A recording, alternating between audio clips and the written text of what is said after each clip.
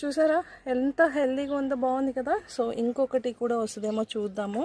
ఇక్కడ చిన్న ఆకులు ఉన్నాయి కదండి, ఈ ఆకును పట్టుకొని ఇలా వెళ్తూ ఉంటే మనకి తెలుస్తుందన్నమాట బల్బు ఫామ్ అయిందా లేదా అనేది. వేలుతో జస్ట్ ఇలా అంటే తెలుస్తుంది. ఆ బల్బుని పట్టుకొని మనము విరిపితే చాలండి, చక్కగా ఫామ్ అవుతాయి అన్నమాట, బల్బ్స్ అనేవి వస్తాయి.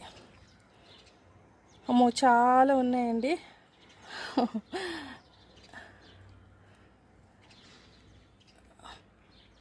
ఇది ఒక బొడ్డ బల్బ్ అండి, చూడండి. చిన్ని బల్బ్ మటుకి ఇక్కడ విరిపాను, చూసారా. సో ఇలాగ మనము వీటిల్ని సపరేట్ చేసి, ఆకులన్నీ చిక్కడిపోయినాయి, ఇవి చిక్కులు జాగ్రత్తగా తీసి, ఇదిగో చూసారు కదా బల్బు, ఇందాక తీసిందేమో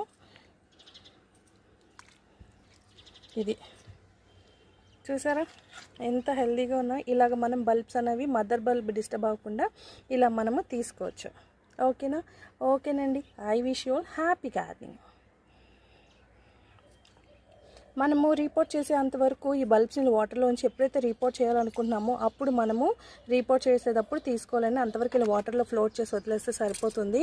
అలాగే ఈవినింగ్ టైం మాత్రమే రీపోర్ట్ అనేది చేయండి. ఓకేనా? ఓకేనండి. I wish you all happy gardening.